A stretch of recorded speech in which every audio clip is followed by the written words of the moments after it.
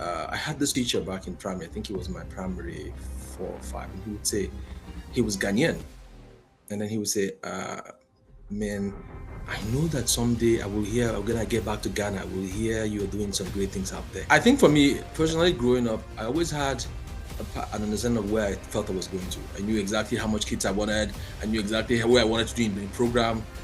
It was something that I kept driving as I pursued. But life happens. I think along the line, when I finally was done high school and I went to university, um, I mean, just before going to high school, of course, life happens. Like I said, the way Nigerian system is. Sometimes you make all your plans and then something comes and then just messes up that plan. But interestingly, as I grew old, I just didn't feel the US.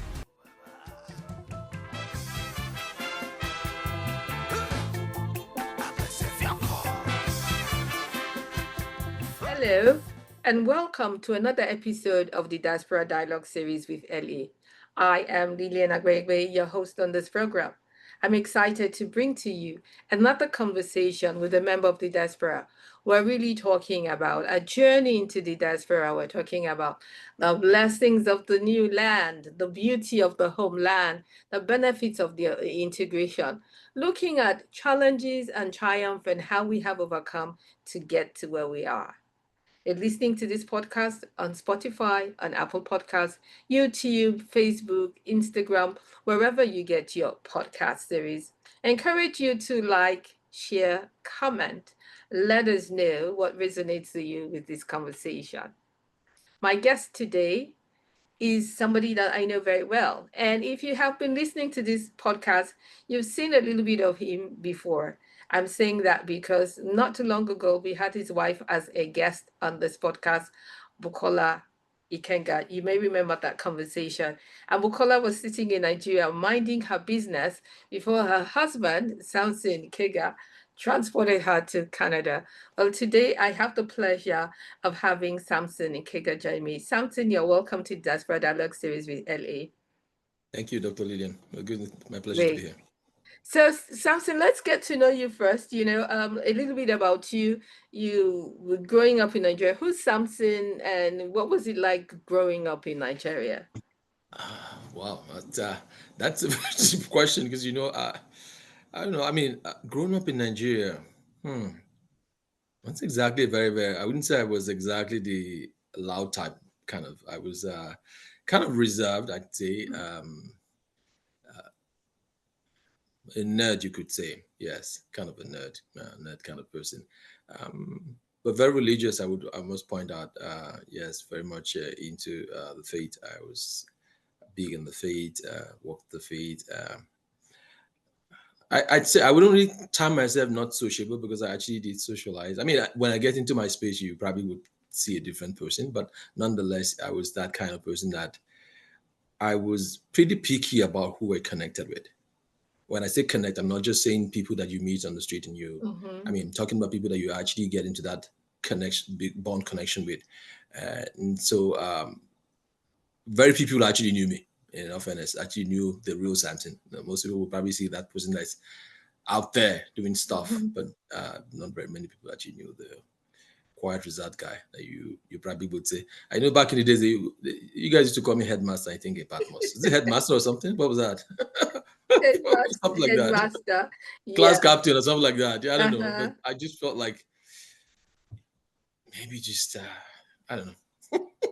So where along the line and so you were growing up, there was primary school, there was secondary school, there was university, there was family, there was friends, there were neighbors. Where along that line did Canada come into your train of thought? What were you thinking?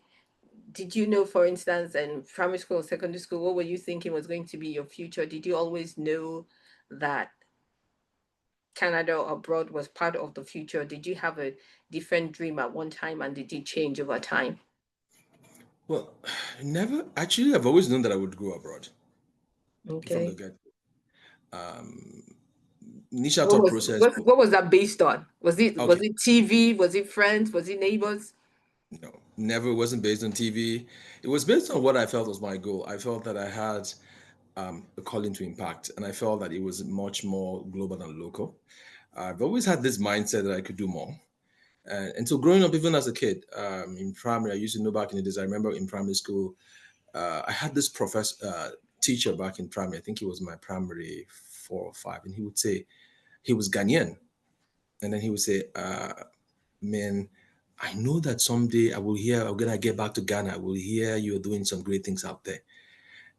Of course, my dad was a teacher too, so my dad would pick that and will drum that into my ear. I'm like, well, forget it. I know what I think for me personally, growing up, I always had an understanding of where I felt I was going to. I knew exactly how much kids I wanted. I knew exactly where I wanted to do in the program.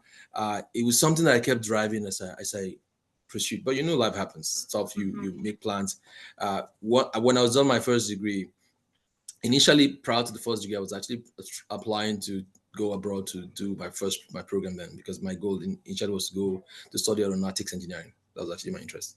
I wanted to do really aeronautics engineering. And so was it planned for Canada or somewhere else? okay, so at the time that I was thinking aeronautics engineering, I actually was thinking the US, because I at that time that was all that I had.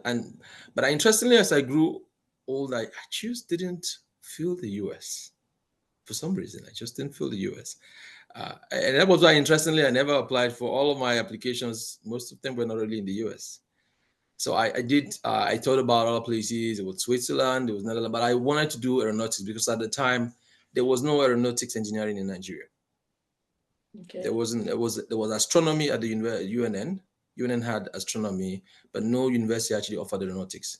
And that was my dream. Then I wanted to become go into that. That was part of why I was thinking. So having that at the back of my mind, I knew that I couldn't do that program in Nigeria. Okay. So I always felt that I would have to go outside of Nigeria to do the program. I think along the line, when I finally was done high school and I went to university, I mean, just before going to high school, of course, life happens, like I said. The way Nigerian system is, sometimes you make all your plans and then something comes and then just mess up that plan. Then you're like somewhere. And I think at that time I was like, okay, fine. Maybe I just start here in Nigeria and do what I have to do. And so I started a program in Nigeria. I did my first degree in Nigerian agriculture, not in engineering. Interestingly, I was going to do engineering too at the time too, but like I said, stuff happens. And my parents said, don't stay at home. Just go do something. Don't just sit back at home. Just make sure you're not sitting at home, because obviously, I mean, when you're a top student in high school, in primary and high, and then you come to your university and you can't, they couldn't balance that out. So they said, no, don't sit at home. Just go do something. So I ended up started agri-economics in the Federal University of Tech Owerri then, with plans to switch.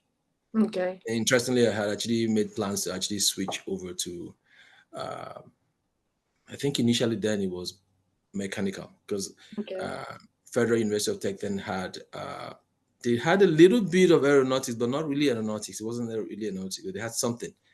So I spoken to the HOD and they had said, okay, after your first year, if you do well in your first year, you can always switch over. And after the first, and then of course, just the backup, I also went to chemical and also went to electrical, because I was like, okay, I really want to go into engineering. Nothing stopping me. Long story short, I think when I was done the years program and I went back to them, the story changed. I mean, if you've been in a Nigeria setting and then you want to transfer courses, they will tell you all kinds.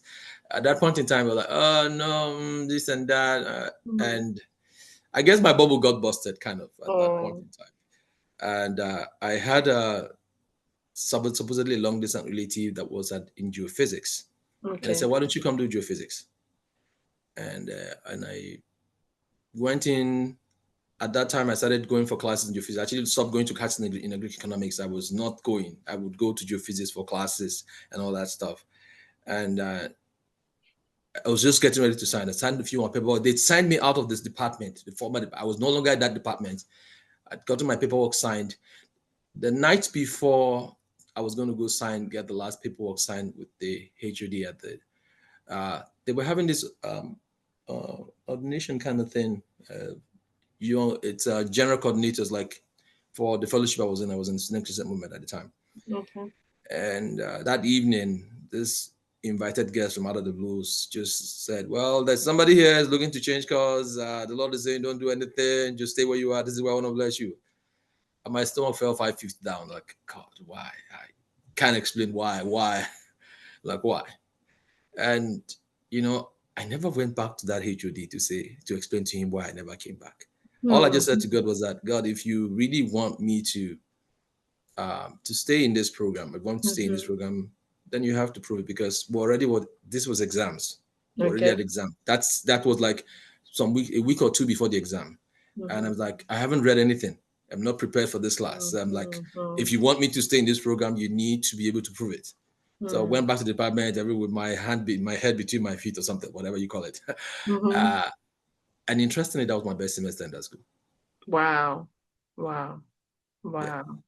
Wow. So So, that's how I stayed on. But actually coming to travel, after the first degree, I was like, whatever it is, I will potentially still travel. I felt that my master's would probably be done abroad. I still said, yes, even if I can function as an engineer at that point in time, definitely there will still be a body of knowledge that I could add to. And I felt that it was a place for me out here. okay. So I just uh, uh, continued to hack away and trust that I would get. I applied for schools and schools, but there were challenges back home at the time, and I just felt maybe do the masters at home first. Mm-hmm. That's actually how it is. I don't know, but it's always been there. Mm. To actually talk about Canada, how did Canada come into play? You asked the Yeah. question. Okay, so like I said, I didn't have an interest in the US, but interestingly, something happened during the time that I was, of course, like I said, very religious at the time. We had this four group people, and then in one of those settings, someone said, "You are going to Canada."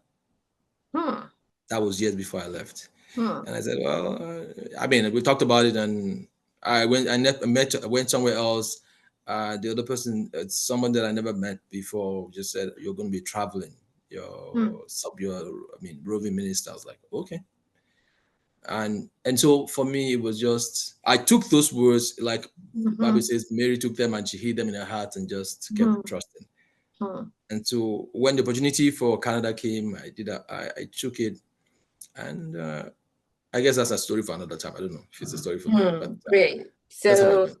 one were here, one were there, and Canada, here you are, and you've arrived in Canada. Now you knew Mm-hmm. you wanted to come to do your master's and do something else. I want us to start first with cultural acclimatization, or you know, Mm-hmm. let's start with how you got yourself into the system. Was there anything, I've had people, I had a guest who came during, I think, winter time, and she was like, oh my goodness, America is so dark, and because of course we have shorter days. And what were some of these things that were like, in Canada, in your case, is like, wait, what? Am I actually in Canada, or am I somewhere else? Is this how this works here? What did you have any experience like that that was like disbelief? Yeah, for sure, for sure. I mean, I think coming to Canada. I mean, because when I first came to Canada, I landed in a place called Fort Mac, not in Alberta. It is cold. Hmm. It is really cold. And I mean, I've never been that cold in the. I couldn't deal with the cold, and it was a struggle big time. I mean, in the house, I was padded like if I was going outside, mega Hmm. padded, just padded. But interestingly, one day, I was just looking out the window, and it was bright, warm sunshine. I said, "Wow, and I could feel the heat. Right, you could feel the heat coming through the window, and you're like, oh, this must be a very warm day." So I'd get into my uh, knickers, or I think we call them boxers here, and I'm like, "Let me jump out, go out there." And I take a t-shirt, knickers, and I went out the door. More, you need to see the speed at which I ran back into the house. What the heck? I'm like, this is deceptive. That was a big shocker for me. I was like, but it's warm out there, and yet it is so cold, and it Hmm. was a big thing. So I think for almost 2 weeks of being in, I didn't go nowhere.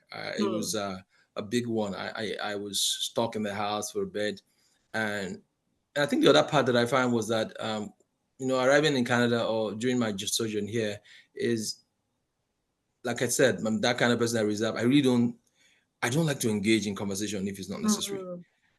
And you find that you hear things like small talks. Hmm. You have to do small talks, like in your workspace you need to do small talk, so I mean, so that you're not seen as that supposedly unsociable kind of person. Mm-hmm, And mm-hmm, so it was a big one at the time because I'm like, okay, I just like to do my job and do my thing and go home, and then you want me to sit and chat and chat and chat, and I had to learn really. water cooler conversations, we call them here in the Yeah, US. water cooler conversation for sure. Yeah, and it was not something that I was given to.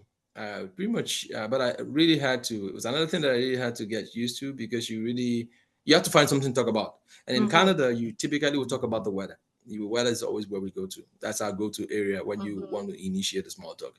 You go to the weather and you draw it from there. I think that was one of the other big things that I had to deal with. mm-hmm, People. Uh, I Now arriving in Canada was great.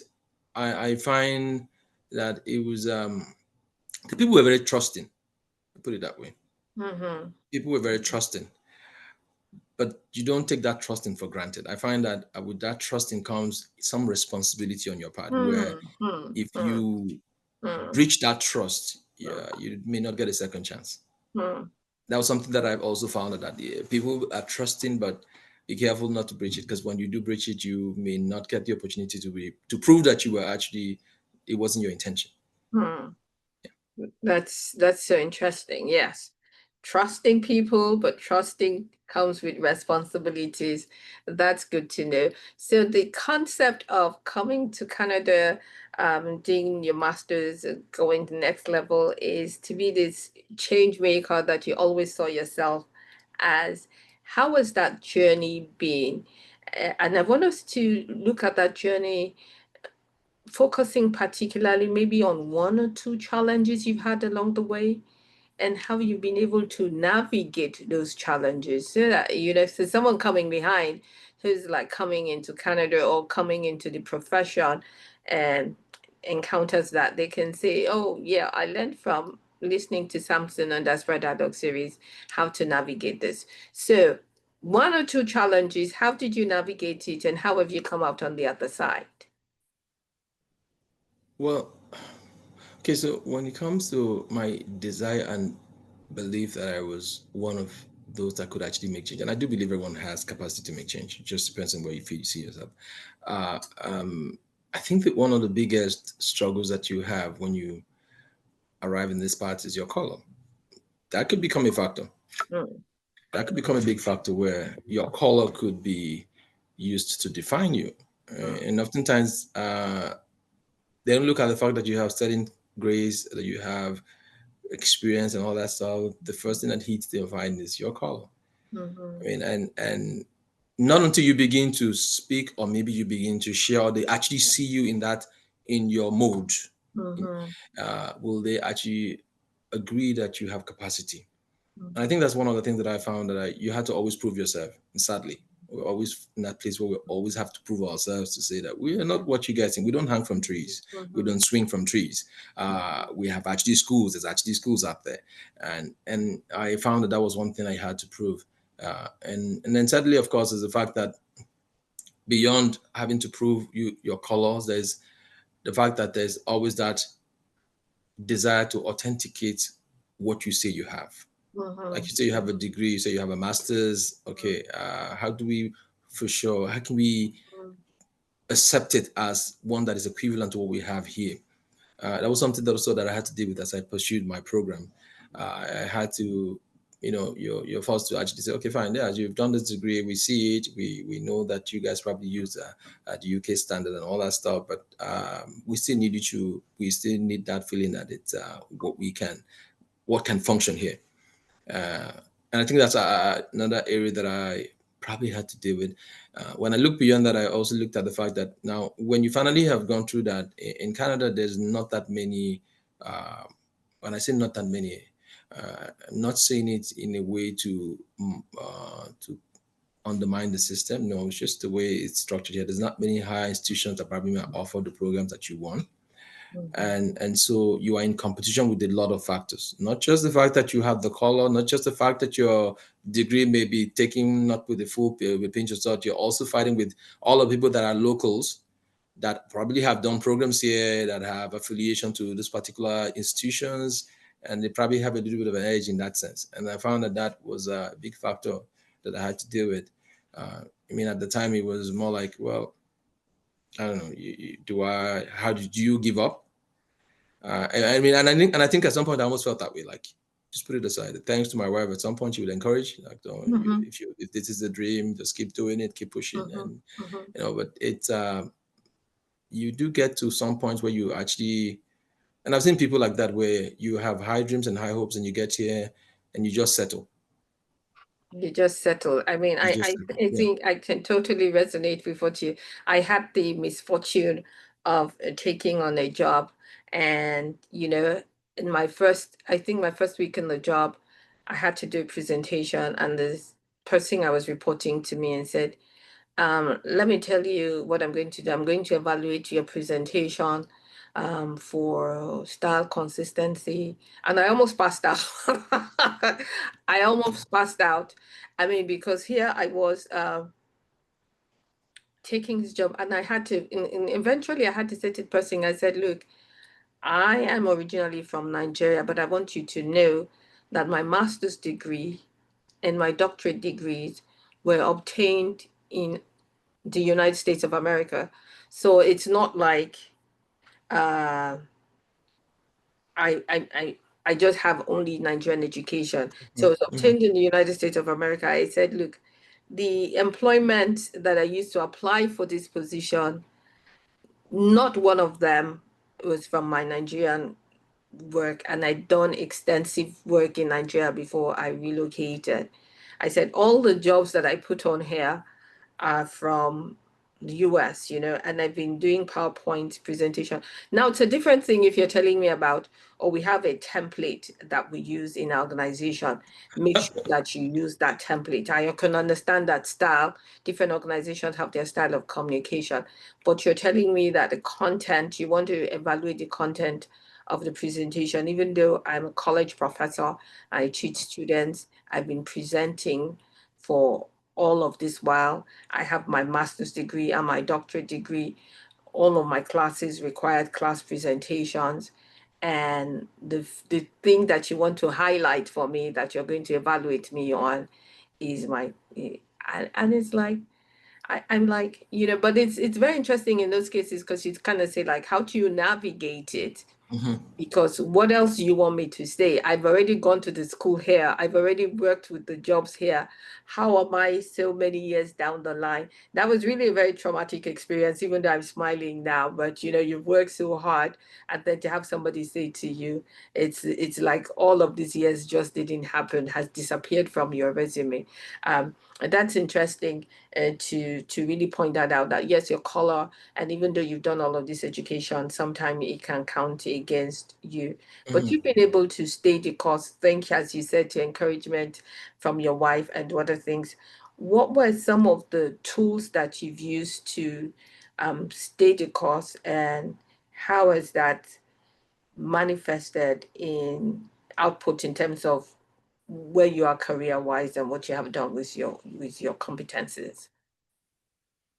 So I think if when I reflect on how I've been able to navigate, one of the things that comes to mind is God. I mean, it's totally been God from the get go. I mean, it's just been, you get to a point in that journey where you're like, man, why did I even make this? Why did I even step out? Why am I even? Yeah, but then you get that nudge behind you, say, keep going. Mhm. And I think that's one of the biggest. If there's any tool that of any kind I want to pick for, that will be the very first tool, because Mhm. that for me was an incentive to keep pushing on, because I felt that every time he was behind me. Mhm. Down beyond that, of course, there's people. I find that in this journey, you need people. Mhm. You cannot ostracize yourself and expect to be successful. You need people.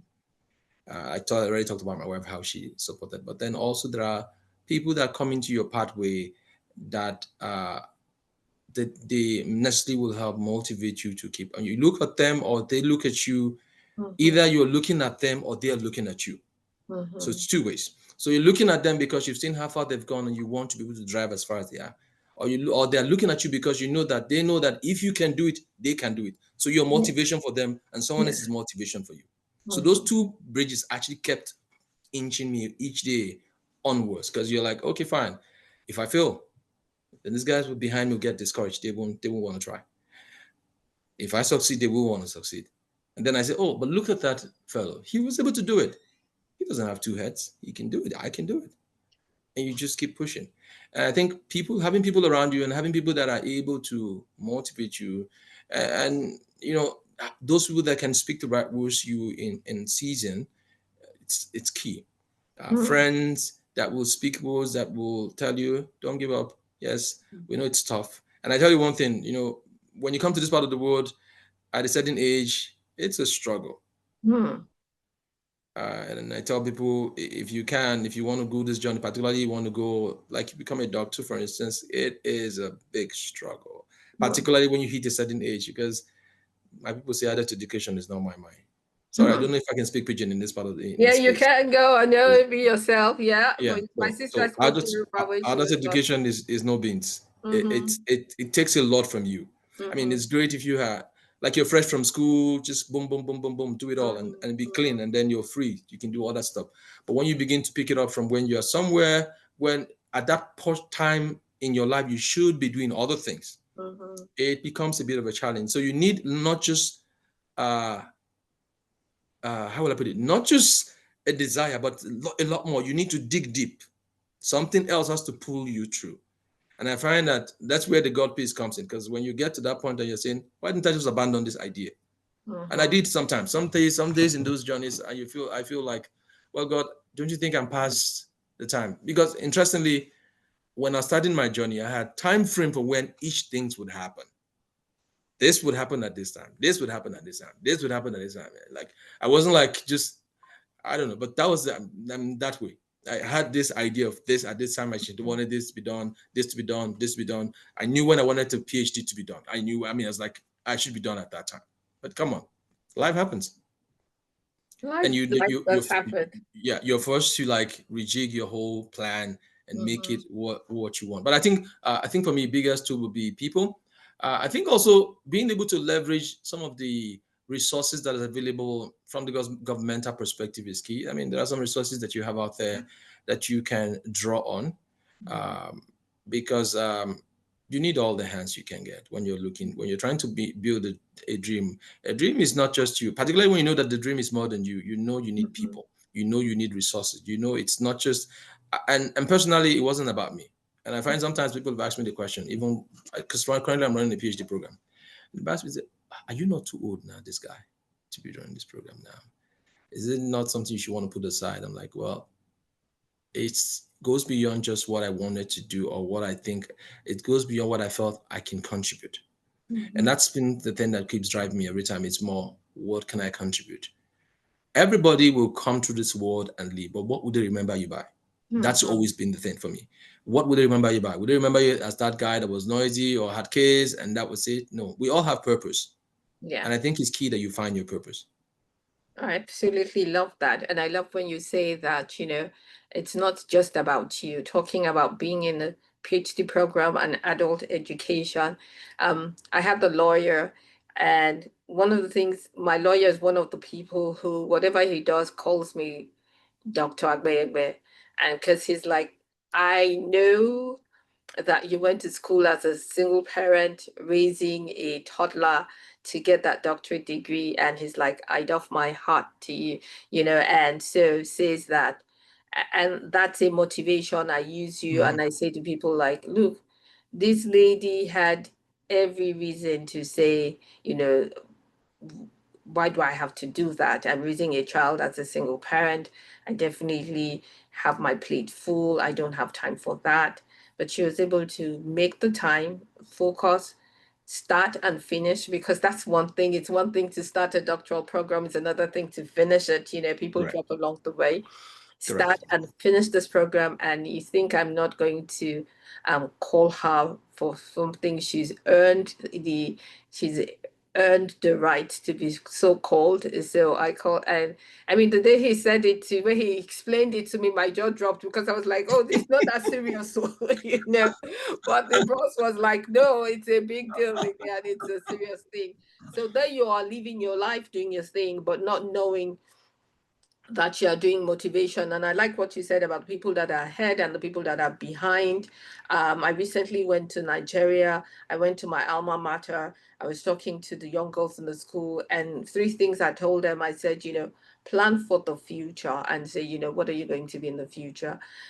And those are the people that you're talking about. I said, but connect with people that are with you right now in your Mhm. present so that you can sustain those relationships in the future, because we have an alumni group, and it's because we connected while we were in school. We couldn't have become friends when we were all over the world. It True. was the friendship that we built while we were in school that we were able to rekindle somewhere down the line.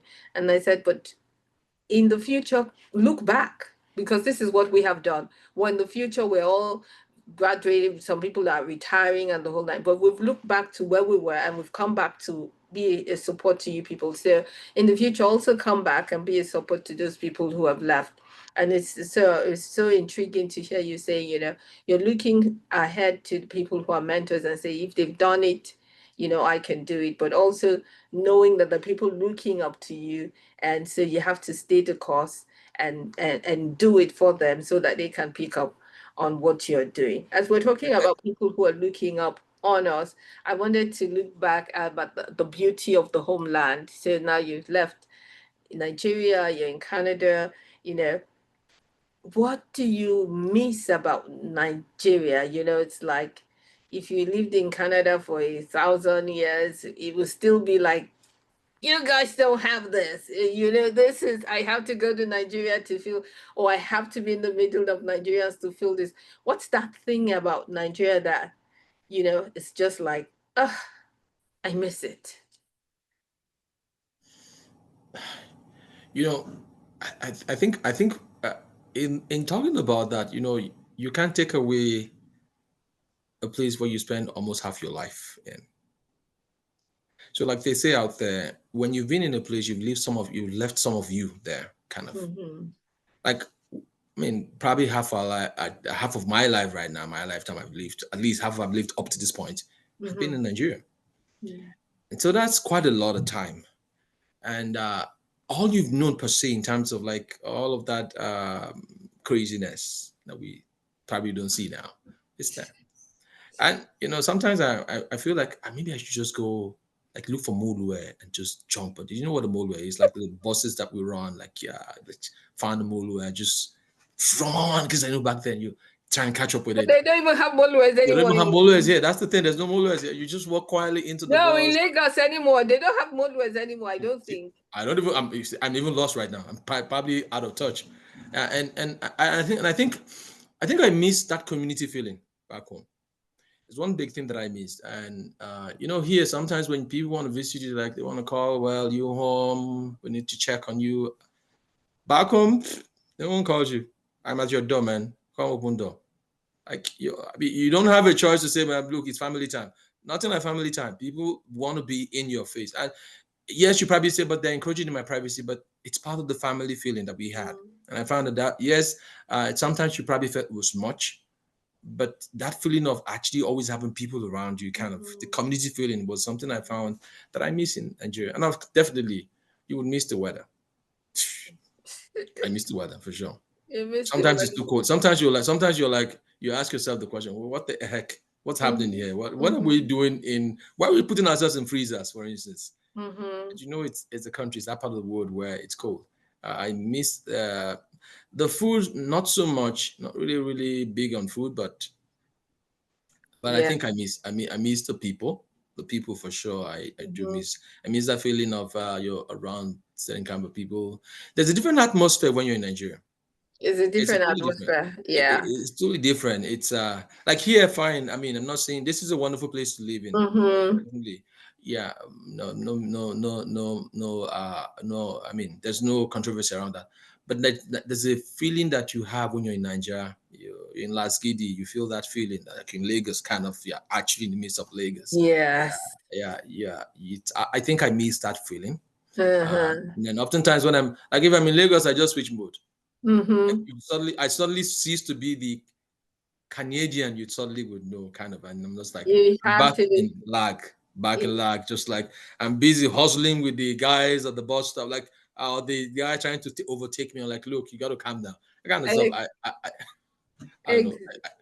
ex- Go. exactly. That's so beautiful. I mean, I know one of the things I miss in this, I think, is my first trip that I've come back without buying stuff for my neighbors or anything. Because the last time I traveled and I bought stuff, my daughter is like, I bought stuff for my Nigerian friend, yes, but like for my neighbor, I would buy, for my neighbor, especially to my daughter refused to give the outfit to her friend. She's like, Mom, why are you buying something for them?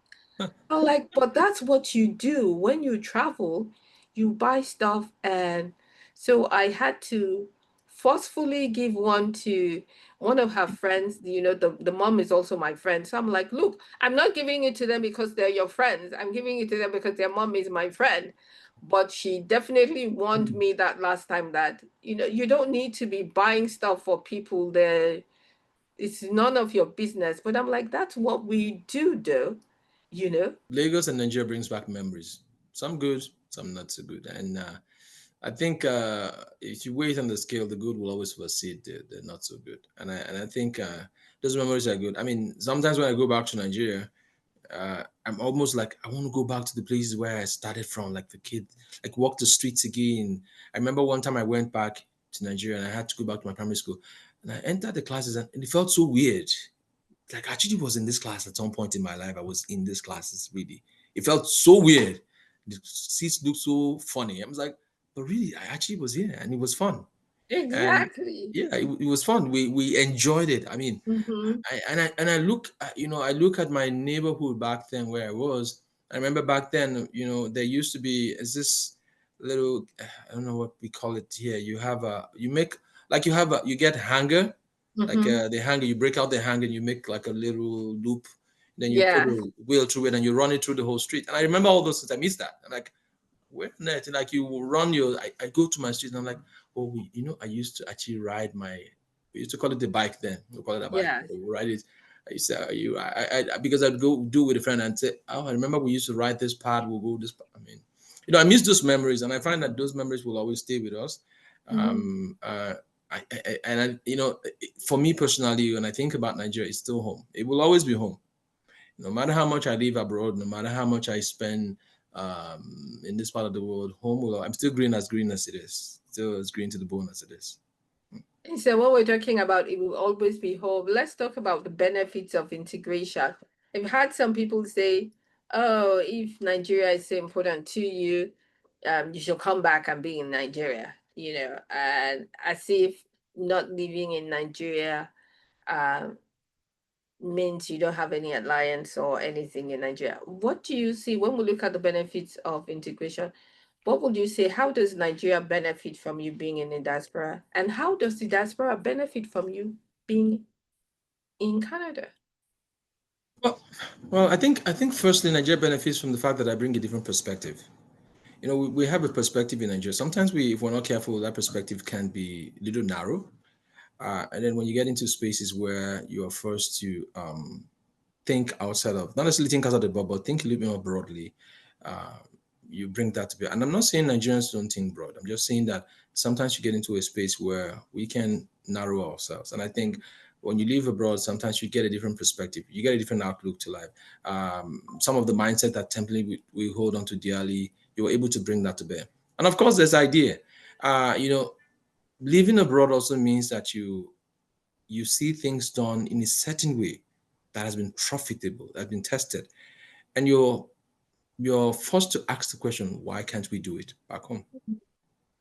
And I think that's the thing. So it forces you to ask that question. It forces you to push the boundaries of the system to say, why can't this system work the way it works? I mean, Mhm. it's not like there's nothing that is being done here that can't be done back home. We have the Mhm. capacity to do it. And I think that's something that I would say um, Nigeria will benefit because really, yes, you bring, like I said, a whole new perspective when you come abroad. You see things from a different mirror. Yes, you still have the Nigerian vision, but you see things a little bit different. You're like, okay, well. We could have done so and so this way and it would work. We could have done so and so this way and it would have worked.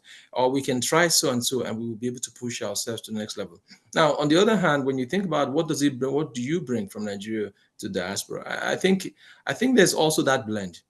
I believe acculturation is a blend of ideas or cultures. When you acculturize yourself, you're not just saying there are good things abroad.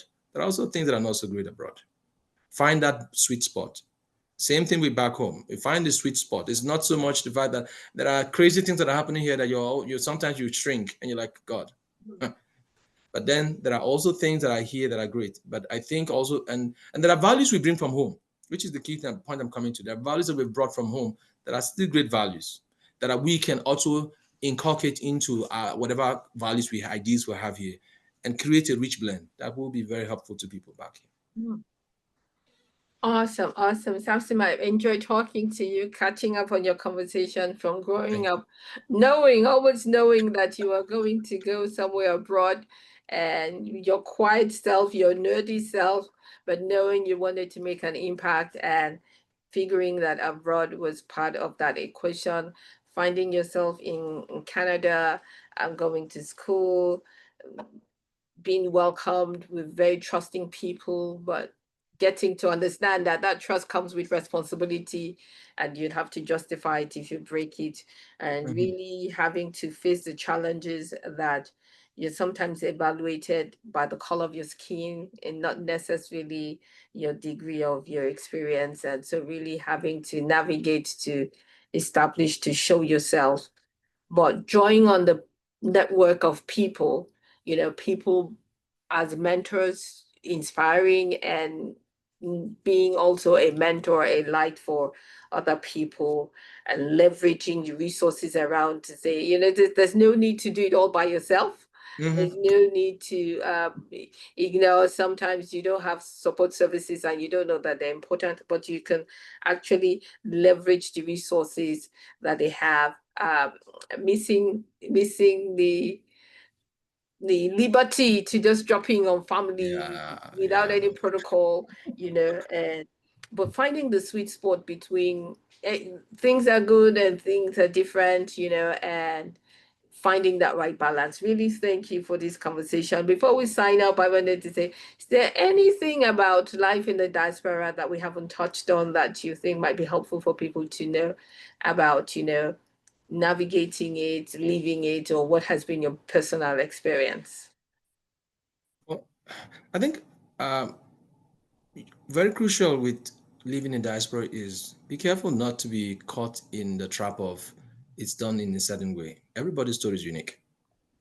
I know a lot of people come to diaspora with this certain mindset. Okay, you get here and you want things to be done in a certain way, then you get frustrated and you start living in regrets. I think the reality is when you get here, you adjust. You make the adjustments that you need to make. But make sure that you're not just coming here purposeless. Don't just come because they say abroad is great. Oh, it's a wonderful place. There's dollars on the street. Of course, there's no dollars on the street anyways. Yeah. But come with purpose. Come with direction. Come knowing that you can make a difference. And the interesting thing is it's worse back home. Like the struggles we go through back home, if we're able to succeed back home, come on, you come here, you will do great. But the key thing is knowing that your story might be different from the next person's story, because you come and you have this mindset of, okay, it happened to A, why is it not happening to me that way? No, your journeys are different. And I've had people come and they get really frustrated just because things didn't work the way it worked for the other person. No, we tell our stories differently. And I guess that's why this program is here, so that we can tell our different stories. Because our stories are completely different. The way you arrived abroad may not be the way the other person arrived. And what you've done abroad to get you to where you are may not be. And that's why that's the uniqueness of each of our journeys. But note that your journey is unique and draw on that. But more than anything else, come with the mindset that things may not be as you planned them, and be willing to make the adjustment that is necessary. Because when I got here too, things weren't exactly how I wanted them, but I had to make those adjustments because I knew what I wanted to achieve at the end of the day. Absolutely. Thank you so much. This is some very big nuggets that we're signing out with, say, as you're coming into the diaspora, know that all stories are not going to be the same. So somebody may have followed the path of nursing. It doesn't mean that you can't be an architect in the diaspora, and somebody may have gotten a job straight with recertifying. It doesn't mean that you don't have to go back to school. The time that you planned that you'll have gotten your doctorate degree may have come and passed. It doesn't mean you have to keep up on the dream. You can keep pursuing it and just be purposeful and be intentional. And those are sign-off nuggets from our guest today, SAMSON, and the Diaspora Dialogue series with Early. You're watching, you're listening to us on various social media platforms. We encourage you to like, to share, to comment, email us at Diaspora Dialogue series with la@gmail.com. We look forward to getting your feedback, your suggestions. Until I come your way again another time, SAMSON, thank you for being on the program. Thank you, Dr. Lillian, for having me. It was actually wonderful having this chat with you. Thank you so much. Great, thank you. And I'll see you next time, folks. Thank you so much. Bye. Bye.